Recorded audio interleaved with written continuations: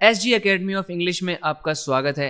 The Hindu की एक और न्यूज़ रिपोर्ट लेकर मैं आपके सामने आ गया हूँ। फिर से हम न्यूज़ पढ़ेंगे, देखेंगे इंग्लिश से हिंदी कैसे बनती है, सेंटेंसेस में सब्जेक्ट वर्ब ऑब्जेक्ट कहाँ पे है, न्यूज़ कैसे पढ़ी जाती है, कैसे हम मीनिंग को समझते हैं। आप ओवरऑल काफ़ी कुछ सीखेंगे। कई घंटे लगाकर सीखी जाने वाली चीज़ आप यहाँ पर मिनटों में सीखते हैं, जैसा कि आप अब तक बहुत अच्छे से समझ चुके होंगे। तो शुरू करते हैं। ये न्यूज़ हाल ही में हुई बारिश के ऊपर है। देखो, सीजन्स फर्स्ट रेन, सीजन की पहली बारिश लोअर कर देती है, यानी कर दिया, कम कर दिया। किसको? एयर पोल्यूशन, यानी कि एयर पोल्यूशन को कम कर दिया, वायु प्रदूषण को कम कर दिया। इंक्रीजेज, और बढ़ा दिया। किसको बढ़ा दिया? हार्डशिप्स को बढ़ा दिया। हार्डशिप्स मतलब कठिनाइयां, मुसीबतें, प्रॉब्लम्स। किसके लिए? फॉर होमलेस, होमलेस यानी बेघर, जिनका घर नहीं है, उनके लिए कठिनाइयों को बढ़ा दिया। सेंटेंस का सब्जेक्ट यहां पर है रेन, और रेन के लिए मॉडिफायर आ गया फर्स्ट, जो कि एक ऑर्डिनल है, ऑर्डर बताने वाला। कौन से नंबर की rain? First, second, third, first rain. और सीजन भी मॉडिफायर है, जो कि हमने सीजन में एपोस्ट्रोफी एस लगा के ये बताया है कि सीजन की रेन है ये, सीजन्स फर्स्ट रेन। वर्ब यहां पर है लोअर्स, लोअर कर दिया उसने। लोअर का ऑब्जेक्ट है एयर पोल्यूशन, एयर पोल्यूशन को लोअर कर दिया। एयर पोल्यूशन को आप एक कंपाउंड नाउन की तरह से देख सकते हैं, दो वर्ड से मिलकर बना हुआ एक नाउन, जिसमें एयर मॉडिफाई कर रहा है पोल्यूशन को, डिटरमिन कर रहा है किस तरह का पोल्यूशन, एयर वाला पोल्यूशन। और इंक्रीज भी किया, ये रेन का दूसरा वर्ब है। एक तो रेन ने लोअर किया पोल्यूशन को, और इंक्रीज किया। इंक्रीज किसको किया? इंक्रीज का ऑब्जेक्ट आ गया हार्डशिप्स। हार्डशिप्स को इंक्रीज कर दिया, कठिनाइयों को, प्रॉब्लम्स को, मुसीबतों को इंक्रीज कर दिया, बढ़ा दिया। किसके लिए बढ़ा दिया? फॉर लगा के प्रेपोजिशनल फ्रेज यहां पर बनाया हमने, फॉर होमलेस। फॉर का ऑब्जेक्ट आ गया होमलेस पीपल, शॉर्ट में इतना लिख दिया, फॉर होमलेस। होमलेस नॉर्मली एक एडजेक्टिव की तरह काम करता है, लेकिन आपको शायद पता होगा कि किसी एडजेक्टिव के साथ अगर आप द लगा दो तो फिर वो एक पूरे ग्रुप को रिफर करने लग जाता है। जैसे द पुअर कहने का मतलब होगा सारे गरीब लोग जो है, द रिच यानी जो अमीर लोग हैं उनका ग्रुप, द होमलेस यानी जितने भी होमलेस लोग हैं वो सारे। तो द जब आप किसी एडजेक्टिव में लगा देते हो तो वो नाउन बन जाता है और वो पूरी क्लास को रिफर करने लगता है।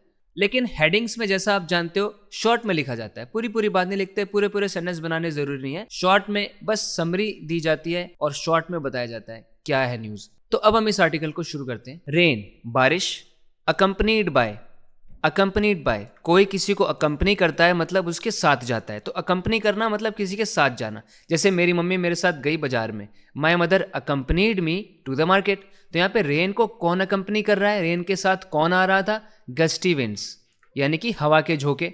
अचानक हवा की स्पीड में जो एक बढ़ोतरी हो जाती है ना, अचानक से जो इंक्रीज आता है हवा का झोंका, उसको इंग्लिश में गस्ट कहते हैं। और गस्टी विंड मतलब ऐसे झोंकों वाली विंड्स, गस्टी विंड तेज हवाएं, इनके साथ आई थी बारिश। लैश, और इसने लैश कर दिया। देखो, लैश करने का मतलब हिट करना होता है। किसको लैश किया? कैपिटल को, यानी कि न्यू दिल्ली को। ऑन फ्राइडे को, शुक्रवार को। लैश मतलब यहां पर हिट करना है कि उन हवाओं ने राजधानी को अपनी चपेट में ले लिया। उन हवाओं ने हिट किया कैपिटल को, वो भी कब? फ्राइडे को। ब्रिंगिंग ये प्रेजेंट पार्टिसिपल है। एक तो उन्होंने लैश किया, हिट किया, और साथ ही साथ वो लेकर आई, हवाएं लेकर आई। क्या लेकर आई? ब्रिंग का ऑब्जेक्ट आ गया रिलीफ, रिलीफ लेकर आई, राहत लेकर आई। किससे राहत लेकर आई? फ्रॉम पोल्यूशन, प्रदूषण से राहत लेकर आई। बट लेकिन वर्सनिंग, साथ में खराब करते हुए और भी बदतर करते हुए। किसको? कंडीशंस को, स्थितियों को। किसकी है स्थिति? For the homeless. देखो, अभी मैंने बताया था ना, द होमलेस का मतलब हो गया जितने भी बेघर लोग हैं उनके ग्रुप को बोल रहे हैं द होमलेस। तो द होमलेस की जो कंडीशंस है उनको खराब कर दिया, वो भी कहाँ पे? अक्रॉस द सिटी, पूरे सिटी में खराब कर दिया। यहाँ पर सेंटेंस का सब्जेक्ट रेन है और ये है past participle accompanied by gusty winds. Rain को मॉडिफाई करने के लिए कि किस तरह की रेन थी, जिनको अकम्पनी किया हुआ था गस्टी विंड्स ने। फिर रेन का वर्ब आया लैश, रेन ने लैश किया। लैश करना, हिट करना, स्ट्राइक करना होता है वायलेंटली। अगर आप लैश में आउट लगा दो, लैश आउट एट समवन, तो इसका मतलब होता है किसी पर बहुत गुस्सा करना, उसके ऊपर चिल्लाना। My father lashed out at me, ऐसे। हवा ने पेड़ों को एकदम हिला दिया, बहुत जोर से हवा लगी पेड़ों के ऊपर, तो मैं बोल सकता हूँ the wind lashed the trees. तो ऐसे लैश का यूज आप कर सकते हैं। रेन ने लैश किया, लैश का ऑब्जेक्ट कैपिटल है। ऑन फ्राइडे एडवर्बियल फ्रेज हो गया टाइम बताने वाला, शुक्रवार को किया। ब्रिंगिंग प्रेजेंट पार्टिसिपल है। देखो, ब्रिंगिंग और वर्सनिंग दोनों ही यहाँ पर प्रेजेंट पार्टिसिपल है, जिनको कनेक्ट करने के लिए कंजंक्शन आ गया बट। ब्रिंग किया लेकिन वर्सन किया, ब्रिंग किया रिलीफ को, वर्सन किया कंडीशंस को। कंडीशन किसकी है? होमलेस के लिए, वो भी कहाँ पे? Across the city. This was, ये था, द फर्स्ट, पहला, रेनफॉल, पहली बारिश थी ऑफ द सीजन, इस सीजन की, विच, जिसने, विच टिपिकली सीज, जो आमतौर पे देखती है, मल्टीपल, कई सारे, वेस्टर्न डिस्टर्बेंसेस को देखती है, यानी कि पश्चिमी विक्षोभ को देखती है, ब्रिंगिंग लाइट शावर्स, जो कि ला रहे होते हैं हल्की फुल्की फुहारों को, हल्की फुल्की बारिश को ला रहे होते हैं, हल्की बौछारों को ला रहे होते हैं वेस्टर्न डिस्टर्बेंसेस। वेस्टर्न डिस्टर्बेंसेस समझो क्या होता है? वेस्ट की तरफ से आने वाली जो हवाएं होती है, वेस्ट से ईस्ट की तरफ वो जा रही होती हैं और इंडिया के नॉर्थ वाले इलाके को ज़्यादातर वो अफेक्ट करती हैं, जिसमें जम्मू कश्मीर, दिल्ली, हरियाणा, पंजाब और उत्तराखंड, इन सब जगहों में इसका असर दिखाई देता है। बारिश होती है, उत्तराखंड में बर्फ़ जमती है, तो इस तरीके के जो इफ़ेक्ट होते हैं ये वेस्टर्न डिस्टर्बेंसेस की वजह से होते हैं, यानी वेस्ट की तरफ से आ रही हवाओं की वजह से, पश्चिम दिशा की तरफ से हवा जो आ रही होती हैं उनका असर होता है ये। तो इसमें दिस है एक डेमोन्स्ट्रेटिव प्रोनाउन जो कि डेमोन्स्ट्रेट कर रहा है कि ये था। क्या था? दिस यहाँ पर सब्जेक्ट है और इसका सब्जेक्ट कॉम्प्लीमेंट आ गया रेनफॉल। ये रेनफॉल थी, वॉज लिंकिंग वर्ब है जो दिस को रेनफॉल से कनेक्ट कर रहा है। ये था, क्या था? रेनफॉल थी। अब रेनफॉल को मॉडिफाई करने के लिए फर्स्ट एक डिटर्मिनर आ गया जो कि एक ऑर्डिनल है, फर्स्ट ऑर्डिनल नंबर, और द एक डिटर्मिनर है जो कि ये भी रेनफॉल के लिए आया, एक आर्टिकल है। आर्टिकल्स भी डिटर्मिनर होते हैं, सो रेनफॉल के लिए द आया। और ये रेनफॉल किसकी है? रेनफॉल को आगे पोस्ट मॉडिफायर आ गया रेनफॉल को डिस्क्राइब करने के लिए कि रेन कौन सी है, रेनफॉल कौन सी है? ऑफ द सीजन, सीजन की है, जिसमें ऑफ प्रेपोजिशन है, सीजन उसका ऑब्जेक्ट है। और विच, ये विच क्या है? इस सीजन को डिस्क्राइब करने के लिए एक रिलेटिव क्लॉज आ गया कि ये सीजन क्या करता है टिपिकली, यानी आमतौर पे। टिपिकली एक एडवर्ब हो गया जो कि सी को मॉडिफाई कर रहा है कि टिपिकली सी करता है। टिपिकली मतलब आमतौर पे, यूजुअली, सामान्य ऐसा होता है। टिपिकली जो देखता है, ये सीजन देखता है, किसको देखता है? मल्टीपल, सी हो गया वर्ब, इसका ऑब्जेक्ट है वेस्टर्न डिस्टर्बेंसेस, और वो भी मल्टीपल। मल्टीपल एक क्वांटिफायर हो गया, एडजेक्टिव है वेस्टर्न डिस्टर्बेंसेस के लिए। और डिस्टर्बेंसेस यहाँ पर सी का ऑब्जेक्ट है, डिस्टर्बेंसेस को देखा जा रहा है। और डिस्टर्बेंसेस कैसे हैं? वेस्टर्न डिस्टर्बेंसेस हैं, ये एडजेक्टिव हो गया डिस्टर्बेंसेस के लिए। और साथ में ब्रिंग कर रहा होता है, ये प्रेजेंट पार्टिसिपल है, ब्रिंग कर रहा होता है। क्या ब्रिंग कर रहा होता है? ब्रिंग का ऑब्जेक्ट है शावर्स, शावर्स ला रहा होता है, हवा की बौछार ला रहा होता है। कैसी? वो भी लाइट ला रहा होता है, लाइट एडजेक्टिव हो गया शावर्स के लिए। द कैपिटल जो राजधानी है, रिकॉर्डेड, उसने रिकॉर्ड किया 14.5 मिलीमीटर ऑफ रेनफॉल। आपको पता होगा कि रेनफॉल को मिलीमीटर में मेजर किया जाता है और 10 मिलीमीटर में 1 सेंटीमीटर होता है। आपको पता है ना, 1 सेंटीमीटर में 10 मिलीमीटर। तो 10 मिलीमीटर बारिश का मतलब है 1 सेंटीमीटर तक जो है ज़मीन से गहराई हो जाएगी पानी की, अगर इतनी बारिश होती है तो। 1 मिलीमीटर बारिश होने का मतलब क्या होता है? इसका मतलब ये होता है कि इतनी बारिश हुई है कि 1 मिलीमीटर तक की गहराई तक पानी जमा हो जाएगा एक फ्लैट एरिया के ऊपर। अगर कहीं से भी पानी को जाने ना दिया जाए, बाहर ना निकलने दिया जाए, तो एक ही जगह में फ्लैट एरिया में अगर 1 मिलीमीटर बारिश हुई है तो 1 मिलीमीटर तक की एक परत, एक लेयर बन जाएगी वाटर की, इतना पानी इकट्ठा हो जाएगा। ये होता है 1 मिलीमीटर बारिश का मतलब। तो 14.5 मिलीमीटर बारिश हुई थी। तो आप ये सोच रहे होंगे कि मिलीमीटर तो लेंथ, लंबाई मापने की चीज़ होती है, तो पानी की लंबाई माप रहे हो। वाटर की डेप्थ को मेजर किया जाता है कि कितना पानी, कितनी डेप्थ हो जाएगी वाटर की। 1 मिलीमीटर, 14.5 मतलब 1 सेंटीमीटर से, मतलब लगभग 1.5 सेंटीमीटर तक की डेप्थ हो जाएगी वाटर की, इतनी बारिश हुई थी।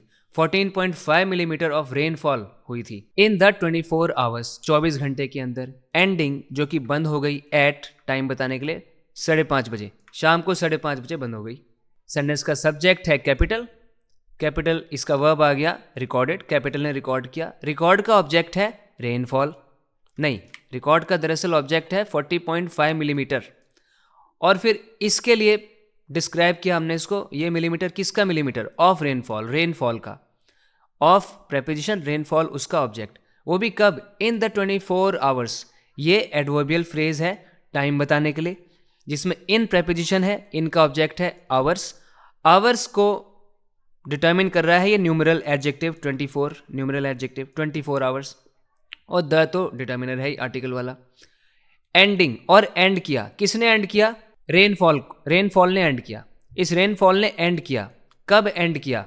टाइम बताने के लिए एडवर्बियल फ्रेज आ गया एट 5:30 PM। द विंड हवा एंड रेन और बारिश पॉजिटिवली यानी सकारात्मक रूप से इम्पैक्टेड यानी प्रभाव डाला एयर क्वालिटी को यानी वायु की गुणवत्ता को। And the average air quality index मतलब कि औसत वायु गुणवत्ता सूचकांक AQI।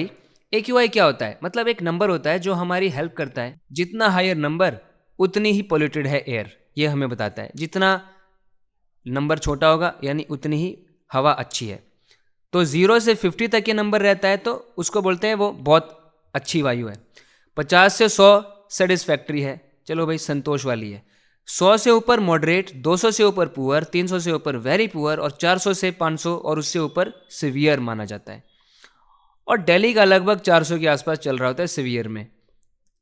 और दिल्ली का पोल्यूशन घट के अगर आप ये सुनते हो ना कि दिल्ली के पोल्यूशन में सुधार आ गया, भाई सुधर गया, तो सुधरने का मतलब आप यही मान लो कि पुअर वाली कैटेगरी में आ गया, ये हालत है। सिवियर से निकल के पुअर वाली में आ गया, वेरी पुअर से निकल के पुअर वाली में आ गया।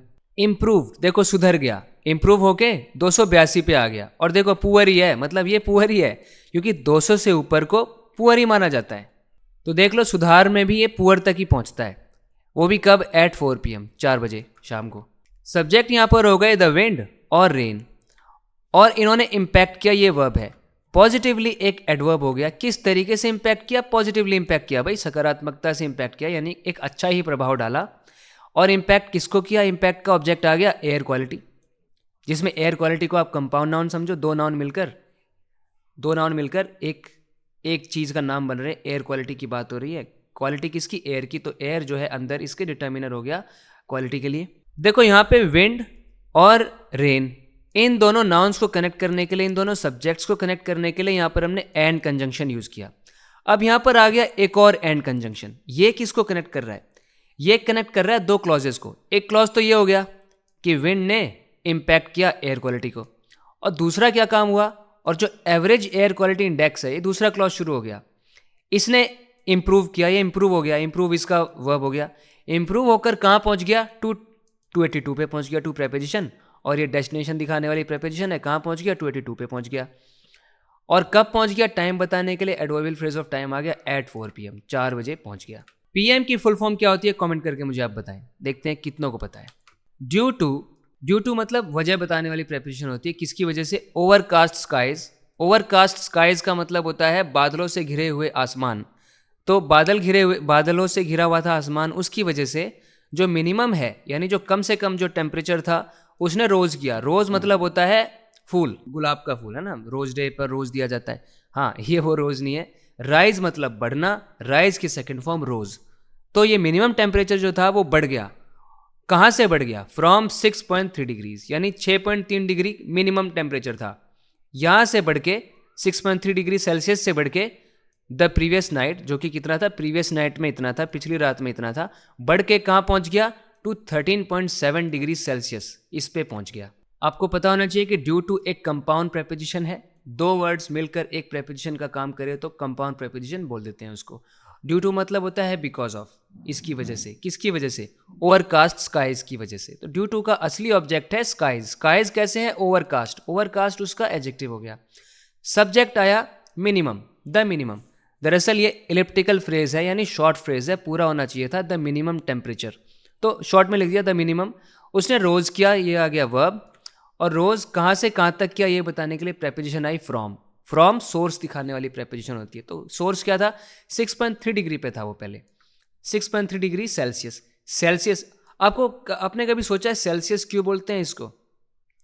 तो आपकी नॉलेज के लिए बता दूं, एक आदमी था एंडर्स सेल्सियस।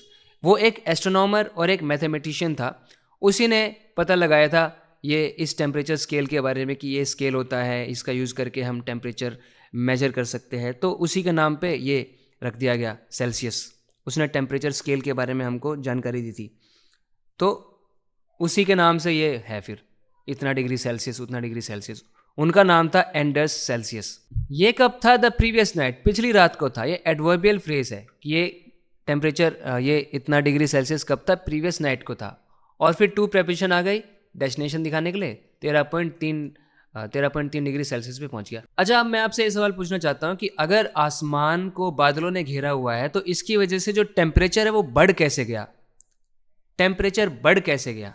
अगर आसमान को बादल घेर लें तो इससे गर्मी बढ़ती है या घटती है, ये बताओ आप मुझे, ये सोचकर बताओ।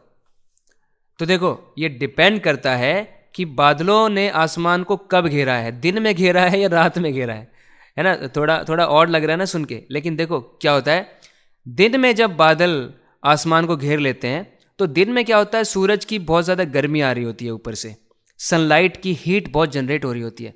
तो जब बादल आसमान को घेर लेते हैं, इसका मतलब वो जो सन की जो गर्मी, जो हीट आ रही है, वो हीट नीचे पहुंच नहीं पाएगी क्योंकि बादल आ गए आसमान के अंदर। तो इसकी वजह से जो दिन में गर्मी होती है वो कम हो जाती है क्योंकि जो सनलाइट है वो नीचे आ नहीं पा रही। तो दिन में अगर आसमान में बादल आ जाएं तो गर्मी घट जाती है। लेकिन वहीं पे रात में क्या होता है, अब रात में तो सनलाइट आ नहीं रही, सन की गर्मी नहीं आ रही है हमारे पास। रात में क्या होता है, जो अर्थ है हमारी वही रिलीज करती है हीट को, जो हीट इकट्ठी हो रखी होती है ना, अर्थ उसको रिलीज करती है रात में। और जब ऐसे में आसमान में बादल छा जाएं तो वो इस हीट को बाहर नहीं जाने देते, वो हीट यहीं पे ट्रैप हो जाती है। और ट्रैप होने की वजह से क्या होता है, रात में अगर आसमान में बादल आ जाएं तो गर्मी बढ़ जाती है, रात में दिन में घट जाती है, रात में बढ़ जाती है।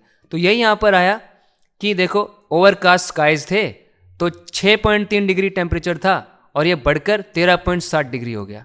द मैक्सिमम, जो मैक्सिमम था, which was nearly 7 notches above normal, जो सबसे ज़्यादा टेम्परेचर था, जो कि लगभग 7 लेवल ऊपर था नॉर्मल के, 27.1 डिग्री सेल्सियस पे था प्रीवियस डे, पिछले दिन।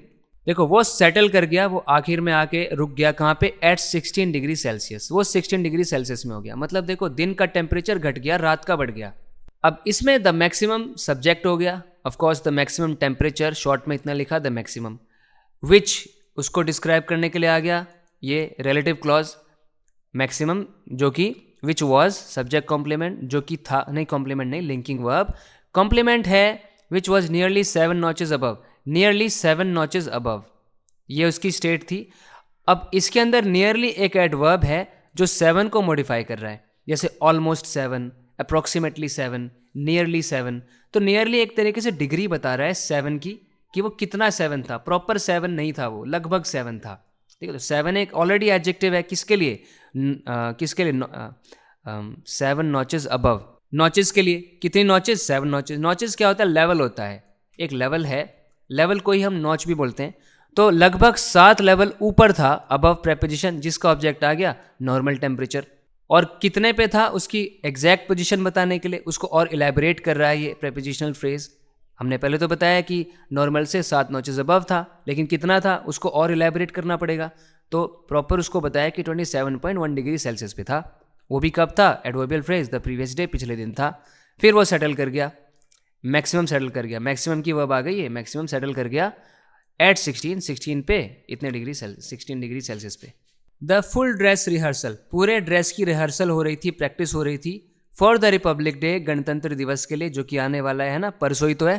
परेड, रिपब्लिक डे परेड की रिहर्सल हो रही थी, प्रैक्टिस हो रही थी ऑन कर्तव्य पथ पे हो रही थी, जिसको पहले राजपथ बोलते थे। स्टार्टेड लेट, तो ये रिहर्सल लेट स्टार्ट हुई, स्टार्ट हो गया वर्ब, लेट हो गया एडवर्ब, जो बता रहा है कैसे स्टार्ट हुई, लेट स्टार्ट हुई, टाइम का एडवर्ब है। As contingents taking part got completely drenched, यहाँ पे कंटिंजेंट का मतलब है वो जो भी टुकड़ियाँ थी लोगों की, जो भी ग्रुप्स थे जो जिनको रिहर्सल करनी थी, उनको कंटिंजेंट बोला जा रहा है। देखो कंटिंजेंट एक एडजेक्टिव की तरह भी यूज़ होता है। जब ये एडजेक्टिव बनता है ना, तो इसका मतलब होता है कोई चीज़ किसी चीज़ पे डिपेंड करती है। जैसे आपकी सफलता आपके हार्डवर्क पे डिपेंड करती है, तो मैं बोलूँगा your success is contingent on your hard work. लेकिन कंटिंजेंट यहाँ पर एक नाउन की तरह यूज़ हो रहा है। जब ये नाउन की तरह यूज़ होता है तो ये किसी एक ग्रुप को डिनोट करता है, किसी एक ऑर्गेनाइजेशन का एक ग्रुप है उसको डिनोट करता है। वो जो कंटिंजेंट थे, वो जो वहाँ पे अलग अलग ग्रुप थे, वो जो अलग अलग उनको अपना परफॉर्मेंस करना था, उसके लिए रिहर्सल कर रहे थे। टेकिंग पार्ट, देखो जो टेक पार्ट कर रहे थे, जो हिस्सा ले रहे थे, गॉट कंप्लीटली ड्रेंच्ड, वो पूरे भीग गए। देखो गॉट यहाँ पर वर्ब हो गया और ड्रेंच्ड एडजेक्टिव है जो उनकी भीगी हुई स्थिति को बयां कर रहा है कि वो एकदम भीग गए। कंप्लीटली एडवर्ब ऑफ डिग्री है कि कैसे भीग गए, पूरी तरीके से भीग गए। ड्रेंच्ड को मॉडिफाई कर रहा है, एडजेक्टिव को भी मॉडिफाई कर सकते हैं एडवर्ब। कंप्लीटली ड्रेंच्ड हो गए वो। The fly past, fly past पता है किसको कहते हैं? जो आसमान में एयरक्राफ्ट, मल्टीपल एयरक्राफ्ट एक साथ जा रहे होते हैं ना, कुछ सलामी दे रहे होते हैं हवा के अंदर ऊपर, उसको कहते हैं फ्लाई पास्ट। जो उड़ान भर रहे होते हैं कई सारे एयरक्राफ्ट एक साथ ऊपर, परेड आपने कभी देखी हो तो आपने देखा होगा the fly past. And cultural segments, जो भी सांस्कृतिक कार्यक्रम होने वाले थे उनकी भी रिहर्सल हो रही थी, तो ये जो कल्चरल सेगमेंट्स थे कुड नॉट बी हेल्ड, ये हेल्ड नहीं हो पाए, इनको ऑर्गेनाइज नहीं किया जा पाया। ठीक है, पैसिव वॉइस, किसी चीज़ को होल्ड करना, प्रोग्राम को होल्ड करना, मीटिंग को होल्ड करना, कल्चरल सेगमेंट्स को होल्ड करना, मतलब उनको ऑर्गेनाइज करना, उनको करना। तो they could not be held, उनको नहीं होल्ड किया जा सका ड्यू टू कंपाउंड प्रेपोजिशन, किसकी वजह से? इंक्लेमेंट वेदर, इंक्लेमेंट वेदर की वजह से। इंक्लेमेंट खास तौर पे मौसम के लिए यूज़ होने वाला एडजेक्टिव है जिसका मतलब है अनप्लेजेंट, खराब। ठीक है, सब गीला, खराब मौसम के लिए इंक्लेमेंट वेदर आप बोलेंगे। ये सब बातें ऑफिशियल्स ने कही, ऑफिशियल्स सेड। सेवरल विजिटर्स, कई सारे विजिटर्स जो वहाँ पर देखने आए थे, जो दर्शक थे जो इस रिहर्सल को देखने आए थे। देखो हु हैड कम, जो आए थे, टू वॉच, देखने के लिए, किसको? द रिहर्सल को। टुक कवर, उन्होंने टुक कवर लिया, उन्होंने एक कवर लिया अंडर, किसके नीचे? द ब्लीचर्स के नीचे। देखो दर्शकों के, विजिटर्स के बैठने के लिए जो ऊंची ऊंची बेंचेस की रोज बनाई होती है ना, लाइन बनाई होती है, उनको कहते हैं ब्लीचर्स। तो ब्लीचर्स के नीचे वो बैठे बारिश से भीगने से बचने के लिए। यहाँ पर सेंटेंस का सब्जेक्ट है विजिटर्स, उसको डिटर्मिन कर रहा है सेवरल, एक एडजेक्टिव है विजिटर्स के लिए। विजिटर के लिए यहाँ पर रिलेटिव क्लॉज आ गया, हु से शुरू हो रहा है रिहर्सल तक, जिसमें हु सब्जेक्ट है और had come past perfect tense का वर्ब हो गया। और क्यों आए थे वो, ये बताने के लिए एडवर्बियल फ्रेज आ गया यहाँ पे। रीज़न क्यों आए थे? देखने के लिए आए थे। टू वॉच, क्या देखने के लिए? वॉच का ऑब्जेक्ट आ गया, रिहर्सल देखने के लिए आए थे। फिर आ गया विजिटर्स का मेन वर्ब, जो कि क्या है? उन्होंने टुक कवर किया, वो उस कवर के नीचे बैठे, किसके? अंडर द ब्लीचर्स के नीचे। Leaky tents, several homeless people, कई सारे बेघर लोग। सॉट रिफ्यूज, उन्होंने रिफ्यूज को सॉट किया। रिफ्यूज मतलब शरण, सॉट मतलब किसी चीज़ को ढूंढ रहे हो आप, किसी चीज़ को पाने की कोशिश कर रहे हो। मैंने आपको सीख का मीनिंग एक पिछली वीडियो में बहुत अच्छे से डिटेल में बताया था। किसी चीज़ को सीख करने का मतलब उसकी खोज में जाना होता है। जैसे कोई इंसान जस्टिस सीख कर रहा है, ठीक है, आप छुपम छुपाई का खेल खेलते हो, एक आदमी हाइड करता है, दूसरा उसको सीख करता है। मैं डॉक्टर्स की एडवाइस को सीख कर रहा हूँ, जो इंजर्ड लोग हैं वो मेडिकल हेल्प को सीख कर रहे थे, तो ये लोग रिफ्यूज को सीख कर रहे थे, यानी एक शरण ढूंढ रहे थे कि कहाँ मिल जाए इनको। इन टेम्परेरी यानी अस्थाई, एंड परमानेंट यानी स्थाई, जो लंबे टाइम तक परमानेंटली रहे। शेल्टर्स में शरण ढूंढ रहे थे। शेल्टर क्या होता है? जो भी कहीं आश्रय मिल जाए, कहीं ठहरने की जगह मिल जाए। रन बाय, जिन शेल्टर्स को रन किया जा रहा था, किसके द्वारा? By the Delhi urban shelter improvement board, इसके द्वारा रन किया जा रहा था इन शेल्टर्स को। तो एक बार इसकी ग्रामर देखते हैं थोड़ी। यहाँ पे सब्जेक्ट है होमलेस पीपल, कैसे पीपल? होमलेस, और ये क्वांटिटी बता रहा है, क्वांटिफायर है सेवरल, ये भी पीपल के लिए कि सेवरल थे ये पीपल। वर्ब है सॉट, जिसका ऑब्जेक्ट है रिफ्यूज। ये रिफ्यूज कहाँ पे वो सीख कर रहे थे? Adverbial phrase, in temporary and permanent shelters. In preposition है जिसका ऑब्जेक्ट है शेल्टर्स। शेल्टर्स कैसे है? परमानेंट भी है और टेम्परेरी भी है। ये एडजेक्टिव हो गए शेल्टर्स के लिए। इन शेल्टर्स को कौन ऑर्गेनाइज कर रहा है? इनकी देखरेख कौन कर रहा है? रन कौन कर रहा है? देखो ये रन थर्ड फॉर्म है, रन की थर्ड फॉर्म रन ही होती है, तो रन कर रहा है पास्ट पार्टिसिपल। किसके द्वारा रन हो रहे हैं ये बताने के लिए प्रेपोजिशन आ गई बाय। एजेंट की प्रेपोजिशन बाय होती है ना, पैसिव वॉइस में एजेंट बताना हो कि काम को कर कौन रहा है ये बताना हो तो बाय से बताते हैं। तो ये Delhi urban shelter improvement board जो है, इसके द्वारा रन किए जा रहे थे वो शेल्टर। अंजुम रानी 39 वर्षीय अंजुम रानी, हु लिव्स, जो रहती है, विद हर हस्बैंड, अपने हस्बैंड के साथ, एंड 3 चिल्ड्रन, 3 बच्चों के साथ, इन अ मेकशिफ्ट टेंट, एक जुगाड़ू टेंट में। कोई चीज़ मेक शिफ्ट है मतलब जुगाड़ू है, टेम्परेरी है, प्रॉपर नहीं है, सही नहीं है, मेक शिफ्ट टेंट के अंदर रहते हैं। ऑन लोधी रोड पे है जो कि टेंट। सेड, उसने कहा। अब जाके अंजुम रानी की वर्ब आई है। अभी तक अंजुम रानी को बस डिस्क्राइब किया जा रहा था। क्या कहा? द सडन रेन, अचानक आई हुई वर्षा, बारिश जो थी, कॉट देम, उसने उनको पकड़ लिया, अनप्रिपेयर्ड हालात में पकड़ लिया, उस वक्त वो बिल्कुल तैयार नहीं थे। इस सेंटेंस में सब्जेक्ट है अंजुम रानी, एज बताइए यहाँ पर 39, न्यूमरल एडजेक्टिव, रिलेटिव क्लॉज आ गया, हु से शुरू हो रहा है, हु से लेके लोधी रोड तक, जिसमें सब्जेक्ट है हु, वर्ब है लिव, प्रेपोजिशन आ गई विद का ऑब्जेक्ट है हर हस्बैंड, हर जो है पोजेसिव डिटर्मिनर हो गया हस्बैंड के लिए कि उसका हस्बैंड, एंड 3, और देखो विद के अलग अलग ऑब्जेक्ट हैं, उनको कनेक्ट करने के लिए एंड है, एक तो हस्बैंड है और क्या है, बच्चे हैं, चिल्ड्रन हो गया अगला ऑब्जेक्ट विद का, और चिल्ड्रन कितने हैं, 3 हो गया न्यूमरल एडजेक्टिव चिल्ड्रन के लिए। कहाँ पे रहते हैं? Adverbial phrase in a makeshift tent में रहते हैं। इनका ऑब्जेक्ट टेंट है, टेंट कैसा है, मेकशिफ्ट है, मेकशिफ्ट एडजेक्टिव हो गया। ए क्योंकि जनरल टेंट है तो वो इंडिविजुअल जनरल है तो ए आ गया उसके लिए। कहाँ पे रहते हैं ये, और आगे बताने के लिए प्रेपोजिशनल फ्रेज आ गया, adverbial phrase on Lodhi road पे रहते हैं। ऑन का ऑब्जेक्ट हो गया लोधी रोड, जो कि आप एक कंपाउंड नाउन बोल सकते हैं क्योंकि 2 वर्ड्स मिलकर एक नाउन का काम करते हैं। फिर आई मेन वर्ब सेड, अंजुम रानी ने कहा। क्या कहा? द सडन रेन, ये है जो भी कहा ना, सेड का जो ऑब्जेक्ट है वो एक नाउन क्लॉज के रूप में आया है जो यहां से शुरू होकर यहां तक जा रहा है। इसमें द सडन रेन सब्जेक्ट है, रेन सब्जेक्ट है, सडन उसका मॉडिफायर है, उसको एडजेक्टिव, उसके लिए एडजेक्टिव का काम कर रहा है कि रेन कैसी थी, सडन थी। वर्ब आ गया कॉट, उस रेन ने कैच कर लिया, किसको कैच कर लिया? कैच एक कॉम्प्लेक्स ट्रांजिटिव वर्ब है, ऐसा वर्ब जिसका ऑब्जेक्ट भी होता है फिर उस ऑब्जेक्ट का ऑब्जेक्ट कॉम्प्लीमेंट भी होता है, उस वर्ब को कॉम्प्लेक्स ट्रांजिटिव वर्ब कहते हैं। देखो इसने रेन ने कैच कर लिया देम को, देम हो गया ऑब्जेक्ट कैच का, और जब देम को कैच किया तो देम कैसे थे, देम के बारे में आप बता रहे हो ना आगे, अनप्रिपेयर्ड थे, मतलब तैयार नहीं थे। अनप्रिपेयर्ड एक एडजेक्टिव है जो देम की स्थिति बता रहा है, और देम एक ऑब्जेक्ट है, कॉट का ऑब्जेक्ट है ना, तो ऑब्जेक्ट की इंफॉर्मेशन को कंप्लीट करने वाले वर्ड को ऑब्जेक्ट कॉम्प्लीमेंट कहते हैं। तो अनप्रिपेयर्ड एक ऑब्जेक्ट कॉम्प्लीमेंट है, और कॉट हो गई इस हिसाब से एक, बहुत गुचड़ मुचड़ हो गया यहाँ पर, कॉट हो गई एक कॉम्प्लेक्स ट्रांजिटिव वर्ब जिसका ऑब्जेक्ट है देम, और देम की इंफॉर्मेशन बताने वाला वर्ड है अनप्रिपेयर्ड, तो अनप्रिपेयर्ड हो गया ऑब्जेक्ट कॉम्प्लीमेंट। समझ में आया? देखो इन्वर्टेड कॉमास है यहाँ पर, मतलब उनकी डायरेक्ट स्टेटमेंट बताई जा रही है, उन्होंने क्या बोला था, इट स्टार्टेड रेनिंग, बारिश होना शुरू हो गई, बारिश शुरू हो गई, अर्ली इन द मॉर्निंग, बहुत सुबह सुबह हो गई बारिश शुरू, एंड और वी रश्ड, हम एकदम भागे, टू फाइंड, ढूंढने के लिए, शेल्टर, आश्रय ढूंढने के लिए, बिकॉज क्योंकि, वी डिड नॉट वांट, हम नहीं चाहते थे, the children to get wet, कि बच्चे भीग जाएं, एंड फॉल सिक, और बीमार पड़ जाएं।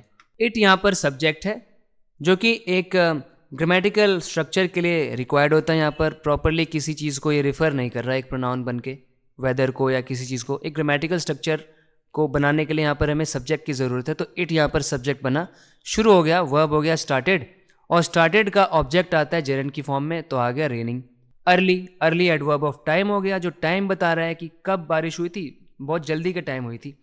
इन द मॉर्निंग, ये भी एडवर्ब ऑफ टाइम है, टाइम बता रहा है कि सुबह के टाइम हो रही थी, इनका ऑब्जेक्ट मॉर्निंग, द आ गया मॉर्निंग के लिए, एंड और कंजंक्शन आ गया।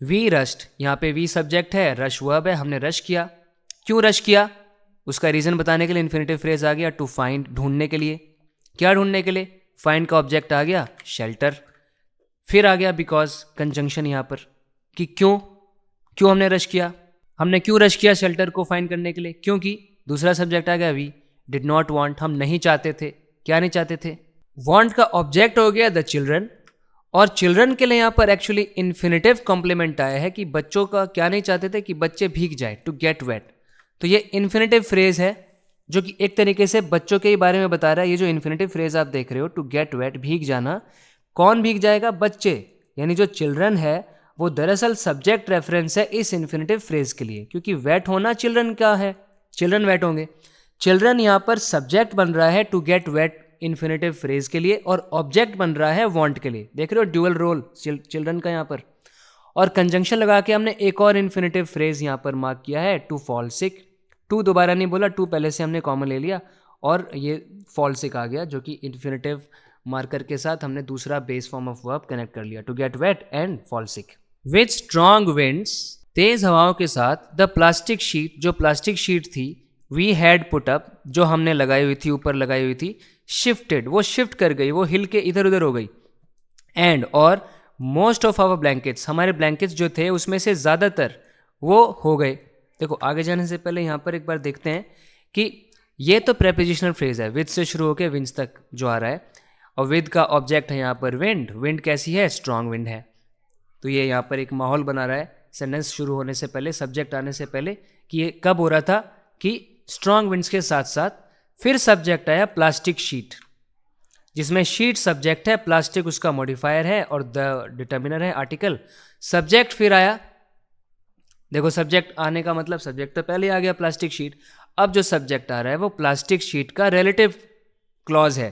प्लास्टिक शीट को मॉडिफाई किया जा रहा है। कौन सी प्लास्टिक शीट? तो ये वी से लेके अप तक ये शीट का रिलेटिव क्लॉज है। रिलेटिव प्रोनाउन हमने यहाँ पे ओमिट कर दिया है, ऐसा अक्सर कर दिया जाता है। प्रोनाउन, रिलेटिव प्रोनाउन जो होता है उसको हम हटा सकते हैं अगर वो सब्जेक्ट का काम ना कर रहा हो, क्योंकि यहाँ पे सब्जेक्ट तो वी है, इस क्लॉज का सब्जेक्ट है वी। और पास्ट परफेक्ट टेंस यूज़ किया, वी हैड पुट अप, हमने पुट अप कर लिया था, हमने ऊपर लगाया हुआ था उसको। तो ये जो है पास्ट परफेक्ट टेंस क्यों आया? क्योंकि वो उन्होंने और भी पहले किया था। पास्ट के भी पास्ट की बात करते हो तो पास्ट परफेक्ट यूज़ होता है। वो शिफ्ट कर गया, शिफ्ट करने से पहले, बहुत पहले उन्होंने उसको पुट अप किया हुआ था, तो शिफ्ट कर गया। ये जो शिफ्ट है ये प्लास्टिक शीट का ऑब्जेक्ट वर्ब है कि प्लास्टिक शीट ने शिफ्ट किया। और अब अगला क्लॉज जुड़ेगा, और क्या हुआ? हमारे जो ब्लैंकेट्स हैं, अब ब्लैंकेट्स बहुत सारे हैं, उसमें से मोस्ट को एज ए प्रोनाउन यूज करके हमने बताया है कि उसमें से ज़्यादातर को हमने पिक किया। ज़्यादातर को हमने पिक किया है मतलब ज़्यादातर उसमें से वो हो गए, आगे पता चलेगा क्या हो गए। तो ऐसे प्लूरल नाउन में से जब आप कुछ उठाना चाहते हो ना, तो ऑफ प्रेपोजिशन का यूज़ करके आप ऐसे एक क्वांटिफायर का यहाँ पे यूज़ कर सकते हो, जैसे some of our blankets, one of our blankets, most of our blankets, a few of our blankets. ऐसे मोस्ट ऑफ आवर ब्लैंकेट्स, हमारे ब्लैंकेट्स जो हैं उसमें से ज़्यादातर, गॉट वो हो गए सोक्ड हो गए, यानी कि एकदम गीले हो गए। शी सेड, उसने कहा। सम स्टेइंग, कुछ लोग जो रह रहे थे टेम्परेरी टेंट्स में, कुछ समय के लिए बनाए गए टेंट्स में। सेड, उन्होंने कहा। रेन वाटर, बारिश का जो पानी था। एंटर्ड, वो अंदर घुस गया। किसके ज़रिए? थ्रू लूज जिप्स के ज़रिए। जो चेन थी, जो जिपर थे उनके टेंट पे लगे हुए थे, वो कहीं कहीं उसमें जगह थी, वहाँ से पानी अंदर घुस गया। सनी, जो कि 31 साल का था, staying in one such shelter, जो कि ऐसे ही एक शेल्टर में रह रहा था। सेड, उसने कहा, जो रह रहा है ऐसे एक शेल्टर में, उसने कहा। द मैट्रेस, जो गद्दा था मेरा, गॉट वेट, वो भीग गया। बिकॉज, क्योंकि, of the winds, because of the winds, winds की वजह से भीग गया। यहाँ पे सम देखो एक सब्जेक्ट का काम कर रहा है, सब्जेक्ट का काम कर रहा है। सब्जेक्ट नाउन या प्रोनाउन ही हो सकते हैं। मतलब ये सम देखो यहाँ पर एक प्रोनाउन है। कौन से सम? सम को डिस्क्राइब करने के लिए स्टेइंग इन टेम्परेरी टेंट्स, ये हमने एक पार्टिसिपल फ्रेज यूज किया सम को डिफाइन करने के लिए। ये सम कौन थे? जो रह रहे थे टेम्परेरी टेंट्स में। या आप इसको रिड्यूस्ड रिलेटिव क्लॉज भी बोल सकते हैं। पूरा करते तो इसको ऐसे बोलते हैं ना, who are staying in temporary tents या who were staying in temporary tents. तो ये पूरा रिलेटिव क्लॉज हो जाता। हमने इसको रिड्यूस करके पार्टिसिपल फ्रेज बना दिया है। फ्रेज क्योंकि इसमें सब्जेक्ट वर्ब कॉम्बिनेशन तो है नहीं, तो अब ये पार्टिसिपल फ्रेज है। वो लोग जो रह रहे हैं टेम्परेरी टेंट्स में। सेड, उन्होंने कहा। ये सेड अब सम की वर्ब आ गई। सेड क्या कहा? सेड का ऑब्जेक्ट आएगा यहाँ पे रेन वाटर से लेके जिप्स तक, कि रेन वाटर जो कि सब्जेक्ट है वो एंटर कर गया, अंदर घुस गया, वर्ब आ गया। और कैसे एंटर किया उसने? एंटर करने का मैनर क्या था? देखो, through loose zips, adverbial phrase. Through preposition, zip उसका ऑब्जेक्ट, लूज उसको मॉडिफाई कर रहा है, एडजेक्टिव। फिर अगला सेंटेंस है जिसमें सनी सब्जेक्ट है, 31 पोस्ट मॉडिफायर है, न्यूमरल एडजेक्टिव सनी के लिए, उसकी एज बता रहा है। और फिर पार्टिसिपल आ गया staying in one such shelter, जो कि ऐसे ही स्टेइंग प्रेजेंट पार्टिसिपल है, in one such shelter prepositional phrase हो गया, बता रहा है कि कहाँ पे स्टे कर रहा है वो। इन का ऑब्जेक्ट शेल्टर है, शेल्टर को मॉडिफाई कर रहा है सच डिटर्मिनर, और वन भी, वन उसकी क्वांटिटी बता रहा है। उसने कहा, सेड, ये यहाँ पर मेन वर्ब आ गया। फिर इसका भी यहाँ पे जो सेड जो भी कहा उसने, वो एक नॉन क्लॉज में कहा, द से लेके विंस तक। और इस नॉन क्लॉज का सब्जेक्ट है मैट्रेस। मैट्रेस एक डेफिनेट है, उसके लिए द आ गया। गॉट वेट, वो भीग गया। गेट, ये गेट मतलब यहाँ पर होना है, हो जाना, भीग गया वो वेट हो गया। वेट को यहाँ पर हम प्रेडिकेटिव एडजेक्टिव कहेंगे, क्योंकि प्रेडिकेट में आ रहा है, सेंटेंस का सब्जेक्ट है द मैट्रेस, और ये गॉट यहाँ पर चेंज ऑफ स्टेट को दिखा रही है कि मैट्रेस पहले ड्राई था फिर हो गया वेट। बिकॉज कंजंक्शन आ गया, नहीं कंजंक्शन नहीं है यहाँ पर, ये आप जो देख रहे हो वो बिकॉज ऑफ है, जो कि एक और कंपाउंड प्रेपोजिशन है। इसका मतलब है इसकी वजह से, ड्यू टू, इसका मतलब है ड्यू टू, बिकॉज ऑफ, और इस प्रेपोजिशन का ऑब्जेक्ट है द विंड्स। बिकॉज जब अकेला होता है तो कंजंक्शन बनता है, बिकॉज के साथ ऑफ अगर आप देख रहे हो मतलब वो एक प्रेपोजिशन है। फिर उसके बाद आप क्लॉज नहीं लगा सकते, आप नाउन या प्रोनाउन लगाओगे, क्योंकि प्रेपोजिशन के बाद नाउन प्रोनाउन नॉर्मली हम यूज़ करते हैं। यहाँ से आप ऑफ हटा दो तो ये गलत हो जाएगा, क्योंकि बिकॉज फिर कंजंक्शन बच जाएगा, फिर इसके लिए कंपलसरी हो जाएगा क्लॉज आना आगे, और द विंड्स तो क्लॉज है नहीं, नाउन फ्रेज है, तो ये ऑफ हो गया कंपलसरी हमारे लिए। माई चिल्ड्रन, मेरे बच्चे, वर स्लीपिंग, सो रहे थे, व्हेन इट पोर्ड, जब बारिश बहुत तेज़ हुई। रेन की जगह पोर बोल दो, मतलब तेज़ बारिश हुई, मूसलाधार बारिश हुई। इसके अंदर सब्जेक्ट है चिल्ड्रन, माई हो गया पोजेसिव डिटर्मिनर, किसके चिल्ड्रन, मेरे चिल्ड्रन, और पास्ट कंटिन्यूअस टेंस दिखाने वाला वर्ब है वर स्लीपिंग, वर हो गया ऑक्सिलरी वर्ब, स्लीपिंग है मेन वर्ब। व्हेन कंजंक्शन है जो कि टाइम के बारे में बता रहा है, और व्हेन से लेकर पोर्ट तक जो एक क्लॉज है इसको आप बोलेंगे क्लॉज ऑफ टाइम, क्योंकि टाइम के बारे में बता रहा है कि कब सो रहे थे, जब बारिश हुई थी, है ना। व्हेन इट रेन्ड, तो इट यहाँ पर सब्जेक्ट है, रेन पोर्ड वर्ब है। वी कुडंट, हम नहीं कर पाए रेस्ट, रेस्ट नहीं कर पाए आफ्टरवर्ड्स, यानी इसके बाद।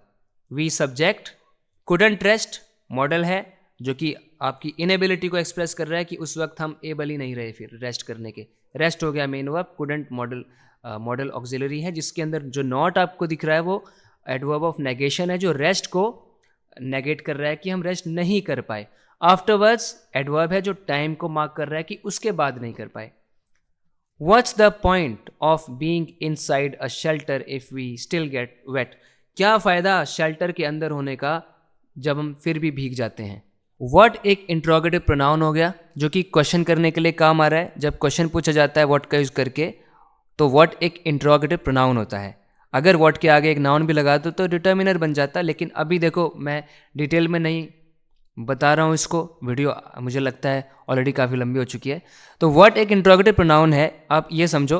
और व्हाट क्वेश्चन किस चीज़ को कर रहा है, क्या मांग रहा है वो, कि जो सेंटेंस का सब्जेक्ट है पॉइंट, ये पॉइंट है क्या, ये पॉइंट क्या है। जैसे मैं बोलता द पॉइंट इज़ गुड, ये पॉइंट गुड है, ठीक है, तो गुड पॉइंट का सब्जेक्ट कॉम्प्लीमेंट बन जाता है ना। तो पॉइंट का सब्जेक्ट कॉम्प्लीमेंट है क्या, ये पूछा जा रहा है कि पॉइंट क्या है, पॉइंट है क्या। तो पॉइंट यहाँ पर दरअसल सब्जेक्ट कॉम्प्लीमेंट है, सब्जेक्ट है, और व्हाट है उसका सब्जेक्ट कॉम्प्लीमेंट जिसकी हम मांग कर रहे हैं कि वो है क्या। What is the point of being inside, ये सब्जेक्ट नहीं मांग रहा हमसे, सब्जेक्ट मांग रहा होता तो हम इसको सब्जेक्ट बोलते, लेकिन सब्जेक्ट किस चीज़ के इक्वल है उसको मांग रहा है, मतलब ये सब्जेक्ट कॉम्प्लीमेंट हुआ, सब्जेक्ट है पॉइंट। और पॉइंट के लिए फिर आगे प्रेपोजिशनल फ्रेज आया है इसको डिस्क्राइब करने के लिए कि किस तरह का पॉइंट। ऑफ का ऑब्जेक्ट है बीइंग, वर्ब जेरेंड फॉर्म में प्रेपोजिशन का ऑब्जेक्ट बन सकता है। इनसाइड अ शेल्टर के अंदर इनसाइड एक प्रेपोजिशन है जिसका ऑब्जेक्ट है शेल्टर, शेल्टर एक है तो उसके लिए डिटर्मिनर आ गया अ शेल्टर। इफ कंजंक्शन हो गया जिसके बाद क्लॉज है, वी सब्जेक्ट है, स्टिल एडवर्ब ऑफ टाइम है, टाइम के बारे में बता रहा है। We still get wet, get यहाँ पर चेंज ऑफ स्टेट को दिखा रहा है फिर से, और वेट हो गया अपना एडजेक्टिव। स्पॉइल्ड इन रेन, बारिश में खराब हो गया। सरोज देवी इन हर 50s, जो अपनी 50s में है, 50 की उम्र में है, सेड उन्होंने कहा, द लैक ऑफ स्पेस, जगह की कमी, इन द टेंट्स, टेंट्स के अंदर, फोर्सेस वो मजबूर कर देती है, मैनी कईयों को, टू कीप बिलोंगिंग्स, बिलोंगिंग्स यानी सामान, अपने सामानों को वो रखें आउटसाइड, कि वो अपने सामान को बाहर रखें। सब्जेक्ट है सरोज देवी, उनको डिस्क्राइब करने के लिए यहाँ पर प्रेपोजिशनल फ्रेज आया इन हर 50s। जब आप थोड़ा रिलक्टेंट हो रहे होते हो ना, हेजिटेंट हो रहे होते हो एज बताने में कि 51, 59, 58 क्या बताना है, तो आप बोल दो इन 50s। अब इसमें 51 की होगी वो भी हो सकता है 51 की हो, ये भी हो सकता है 59 की हो, 50s। So she is in her 50s, said, she said, said हो गया यहाँ पर वर्ब। सेड का ऑब्जेक्ट है एक क्लॉज जिसमें सब्जेक्ट है द लैक, लैक की इसका बताने के लिए प्रेपोजिशनल फ्रेज आ गया ऑफ स्पेस, स्पेस का लैक है। और ये कहाँ पर लैक है स्पेस का, इन द टेंट्स, टेंट्स के अंदर। और ये जो लैक है ना ये फोर्स कर देता है, लैक का वर्ब है फोर्सेस, किसको फोर्स कर देता है, मैनी को फोर्स कर देता है। मैनी एक डिटर्मिनर बन के नाउन के साथ हम रखते हैं, लेकिन यहाँ पे मैनी के बाद देखो कोई नाउन नहीं है, मतलब मैनी खुद ही यहाँ पर ऑब्जेक्ट बन रहा है, मतलब ये यहाँ पर प्रोनाउन कहलाएगा। क्या करने के लिए फोर्स कर देता है ये लैक उनको? टू कीप, कि वो कीप करें। सब्जेक्ट वर्ब हो गया कीप, इसका ऑब्जेक्ट है बिलोंगिंग्स। कहाँ पे? आउटसाइड, बाहर। माई बिलोंगिंग्स यानी मेरा सामान, इंक्लूडिंग जिसमें शामिल है क्लोथ्स, कपड़े, गॉट वेट वो भीग गए, इन द रेन बारिश में। सब्जेक्ट हो गया बिलोंगिंग्स, माई डिटर्मिनर है बिलोंगिंग्स के लिए, प्रेपोजिशन इंक्लूडिंग जिसका ऑब्जेक्ट है क्लोथ्स, वर्ब आ गया गॉट जो कि बिलोंगिंग्स के लिए है, और फिर आ गया एडजेक्टिव वेट, प्रेडिकेटिव एडजेक्टिव कि वो भीग गए। कहाँ पर? Place, in the rain, adverbial phrase of place. We will have to wait, हमें वेट करना पड़ेगा, फॉर द सन, सन का टू कम आउट कि वो बाहर आ जाए, हमें यानी कि धूप निकलने का वेट करना पड़ेगा। शी सेड, ऐसा उसने कहा। अ केयर टेकर, वहाँ का देखभाल करने वाला, वहाँ की देखभाल करने वाला और प्रबंधन करने वाला जो शख्स था, फ्रॉम द सोसाइटी, इस सोसाइटी का। कौन सी society? For the promotion of youth and masses, जो कि मैनेज करता है the pagoda tents, pagoda tents को, एक टाइप के टेंट्स होते हैं पगोडा टेंट्स, उनको जो मैनेज करता है, जो केयर टेकर है। सेड, उसने कहा। क्या कहा? वेट बेडिंग, जो गीले गद्दे बिस्तरे थे, वुड बी रिप्लेस्ड, उनको रिप्लेस कर दिया जाएगा, बदल दिया जाएगा।